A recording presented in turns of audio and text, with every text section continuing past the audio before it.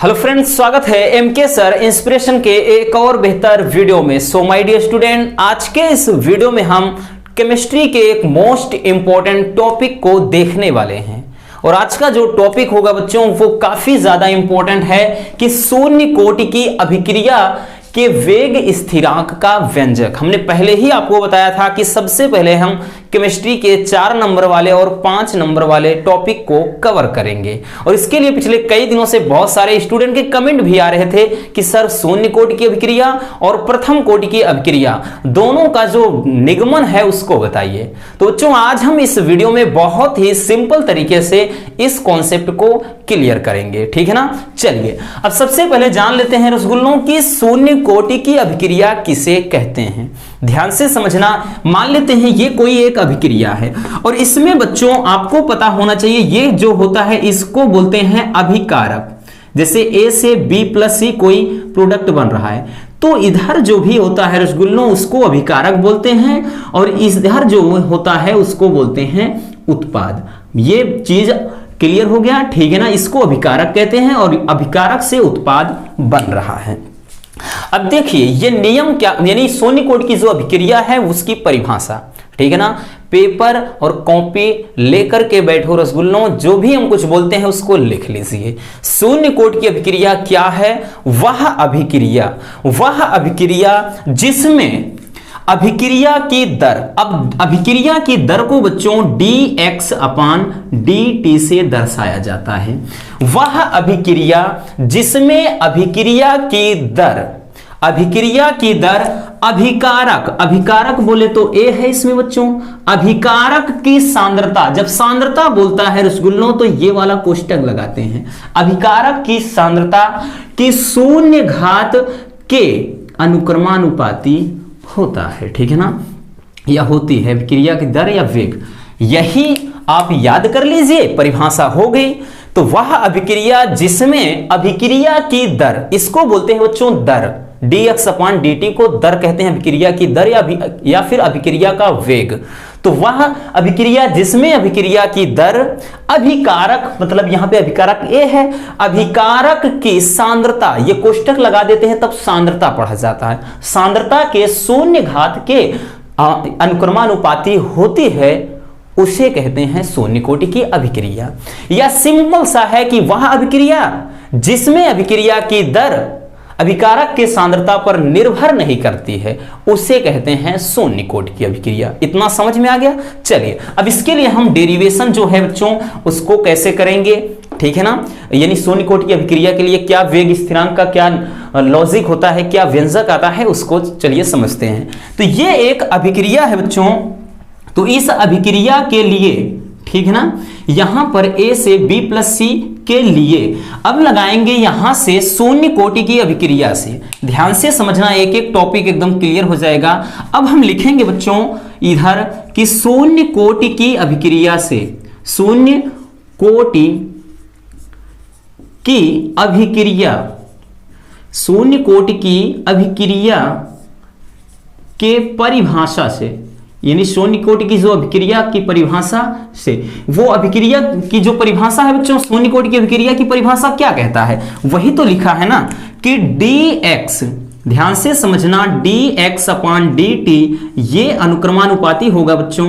यानी ये जो अभिक्रिया की दर है, ठीक है ना, उसमें ये अनुक्रमानुपाती किसके होता है? अभिकारक की सांद्रता के शून्य घात के अनुक्रमानुपाती होता है।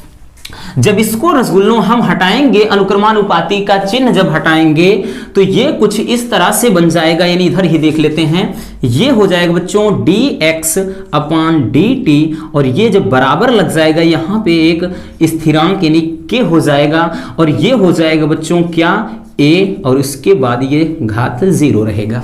अब देखिए कोई भी संख्या हो, ध्यान से समझना, कोई भी संख्या हो, चूंकि ये a की घात 0 हो या 2 के घात 0, 3 के घात कोई नंबर हो, x के घात 0, तो हमेशा उसका जो वैल्यू आता है बच्चों वो 1 ही होता है। हमेशा उसका वैल्यू कितना होगा?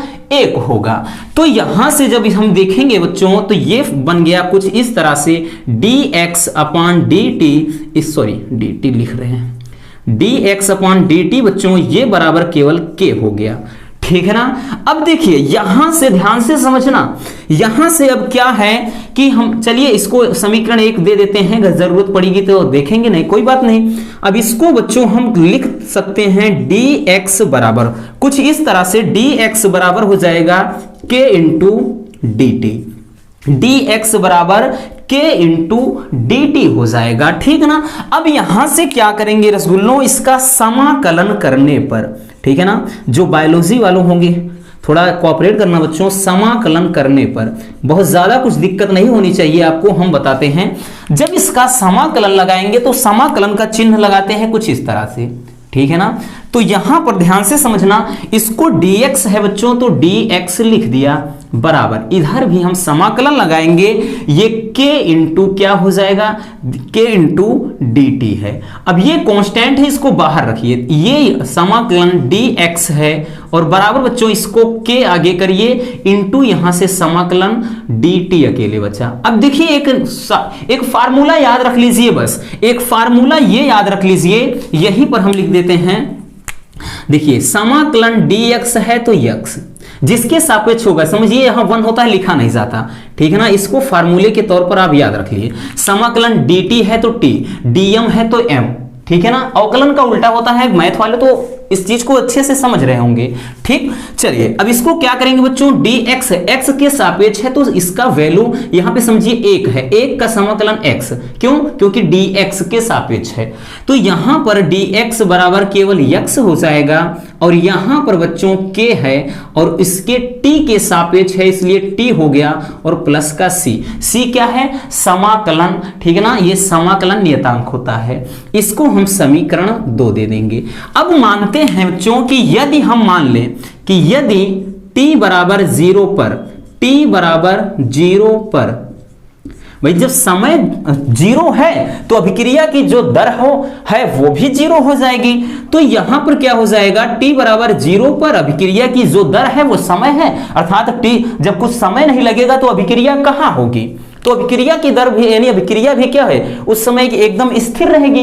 तो ऐसी सिचुएशन में बच्चों क्या हो जाएगा इसमें, तो यहां से c का मान निकल कर आएगा, है ना, क्योंकि इसके स्थान पर 0 हम रख देंगे और यहां पर t का मान 0 रखेंगे तो 0 प्लस c, तो कहने का मतलब c का मान कितना आ गया, 0। अब समीकरण 2 से, ठीक है ना, अब क्या करना है कि समीकरण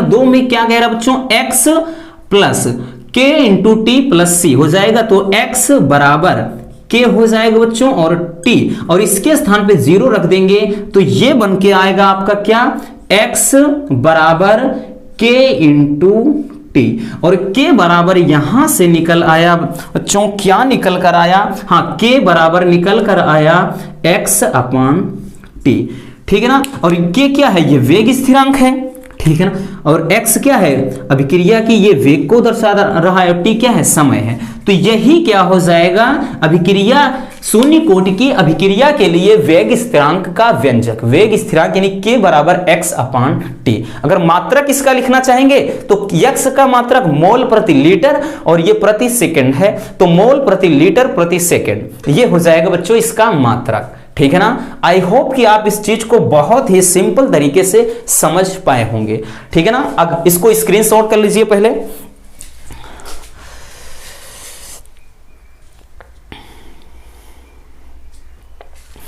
चलिए हो गया, बस आज के इस वीडियो में इतना ही। अगर वीडियो पसंद नहीं हो तो प्लीज वीडियो को लाइक कर लेना और नए हैं तो चैनल को सब्सक्राइब जरूर कर लीजिए। वैसे ये टॉपिक बहुत ही ज्यादा इंपॉर्टेंट है बच्चों, पहले भी बताया कि 2022 में पूछा गया था और 22 के हर साल किसी ना किसी सेट में ये क्वेश्चन जरूर पूछा जाता है, ठीक है ना। तो मिलते हैं किसी और समझदार वीडियो के साथ। Love you, bye bye, take care.